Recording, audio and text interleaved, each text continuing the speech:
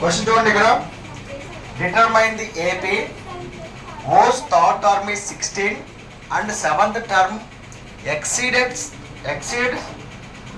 the fifth term by 12 ఇచ్చాడు కదా. ఓకేనా, ఇక్కడ ఇది అర్థం కాలేదనుకుంటా మీకు. చూడండి ఇది సింపుల్. ఓకేనా, ఇక్కడికైతే అర్థమైంది ఇది.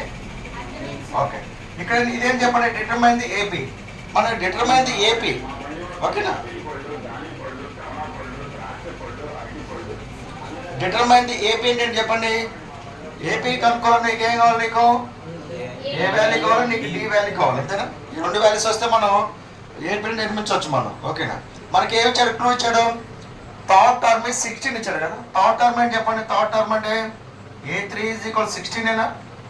A3 = 16. A3 = 16 అంటే ఎలా రాసుకోవచ్చు, A + 2D = 16 రాసుకోవచ్చు కదా. A + 2D = 16 రాసుకోవచ్చు లేదా. ఇది ఒక అంశం అయితే వచ్చింది. నెక్స్ట్ ఇక్కడ చూడండి, సెవెంత్ టర్మ్ ఈజ్ ఉంటుంది కదమ్మా. ఏముంది అక్కడ,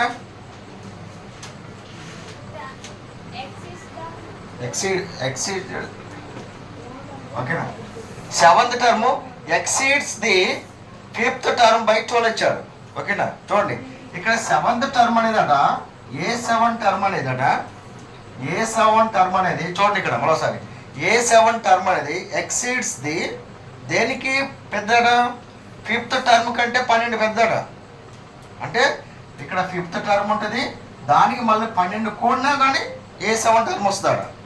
మరోసారి చూడండి, సెవెంత్ టర్మ్ ఎక్సీడ్స్ అంటే ఎక్కువ అని అర్థం. దేనికి ఎక్కువట, A5 కంటే ఎంత ఎక్కువట, అంతేనా. చూడండి ఇక్కడ ఉందని బట్టి రాసేసేయండి. చూడండి సెవెంత్ టర్మ్ అట, సెవెంత్ టర్మ్ అనేది దేనికి ఎక్కువట, ఫిఫ్త్ టర్మ్ అట. ఫిఫ్త్ టర్మ్ కంటే ఎంత ఎక్కువ అది, 12 ఎక్కువ. ఓకేనా, మీరు ఏం చేస్తారు ఇక్కడ ఇది రాసుకొని దీని మధ్య ఇది 5 రాసి ప్లస్ 12 చేసేవాడు సరిపోద్ది, అంతేనా. సో ఈక్వేషన్ అయితే అర్థమైంది ఇది. ఓకేనా, రైట్. ఇప్పుడు ఆన్సర్ రాసేద్దామా.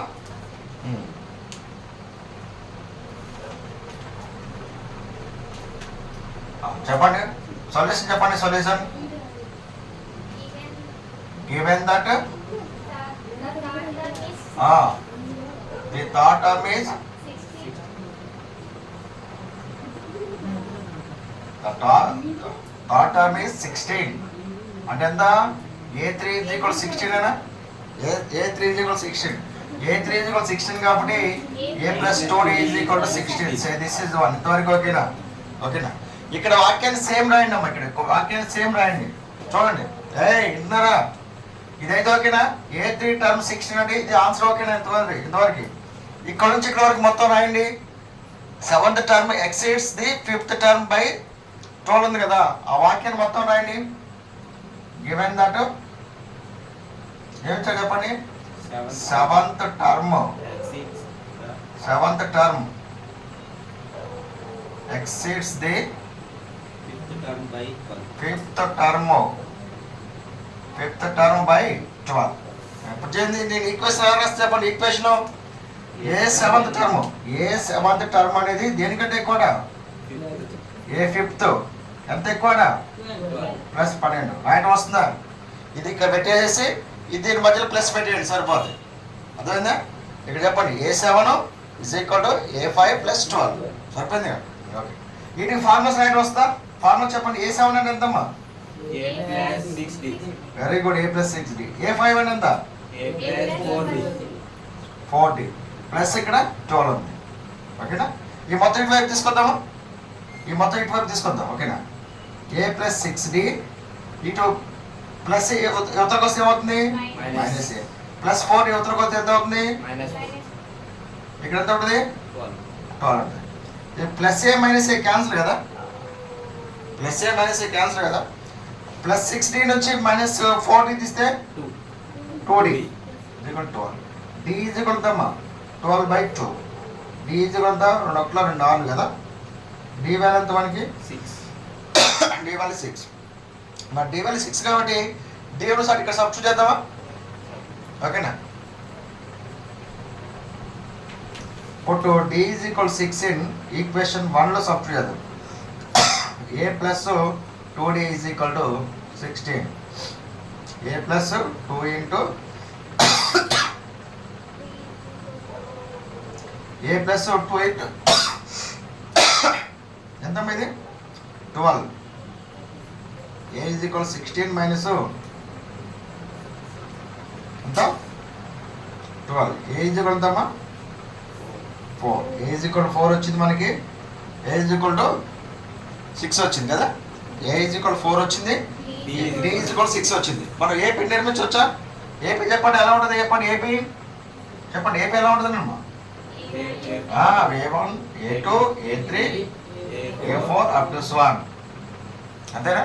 కనీసం 3-4 టర్మ్స్ రాసి సరిపోద్ది. ఆల్రెడీ థర్డ్ టర్మ్ చెప్పింది కదా. ఇక్కడ థర్డ్ టర్మ్ ఎంత అని చెప్పిండాడు 16 అన్నాడు. అది వస్తుందో చెక్ చేద్దాం ముందు. ఫస్ట్ టర్మ్ అని చెప్పండి. First term 4. ఫస్ట్ టర్మ్ 4 మరి కామన్ డిఫరెన్స్ ఎంత 6 కదా. మరి ఎంత కొడుతుంది దానికి 4కి ఎంత కొడాలి 2నా 6 గారా 6 కొడాలి కదా. కామన్ డిఫరెన్స్ ఇప్పుడు ఎంత 4 వచ్చిందే. డిఫరెన్స్ ఎంత ఉంది 6 కదా. 4కి 6 కూడా ఎంత 10. 10కి మళ్ళీ 6 కూడా అండి 16. మన 6 అండి మన 6 కూడా అండి 22. మన 22కి 6 కూడా అండి 28 అంతేనా. నెక్స్ట్ 6 కూడా అండి 30. నెక్స్ట్ 40. నెక్స్ట్ 46. సరిపోద్దా? కొంతవరకు సరిపోద్దా, అంత అవసరం లేదు. ఓకేనా. దీంట్లో చూడండి A3 టర్మ్ 16 సరిపోయింది కదా. ఇక్కడ ఏపీ నిర్మించాలంటే చూడండి తల్లి ఇక్కడ ఇలా చూడండి ఎలా రాస్తారంటే ఏ ఈజ్ ఈక్వల్ టు 7 అంటాను కదా. డి ఈజ్ ఈక్వల్ 2 అంటాను. ఏ ఈజ్ ఈక్వల్ ఎంత 7. డి ఈజ్ ఈక్వల్ ఎంత అనుకో 2. ఫస్ట్ ఏ నెంబర్ పెడతారు? డి పెడతారా ఏ పెడతారు? ఏ. ఆ డిఫరెన్స్ ఎంత ఉంది 2రా. 2 యాడ్ చేయండి ఎంత 9. మళ్ళీ దీన్ని 2 యాడ్ చేయండి. ప్రతిదీ ఇదే యాడ్ చేయాలి 11.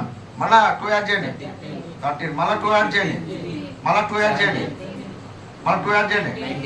సరిపోయింది రాయటం. మళ్ళీ ఇంకోసారి చెప్తాండి. A is equal 3 D is equal 4. A is equal 3 D is equal 4. AP నిర్మించండి. ఫస్ట్ ఏ వాల్యూ పెడతారా డి వాల్యూ పెడతారా? ఏ వాల్యూ చెప్పండి ఎంత 3.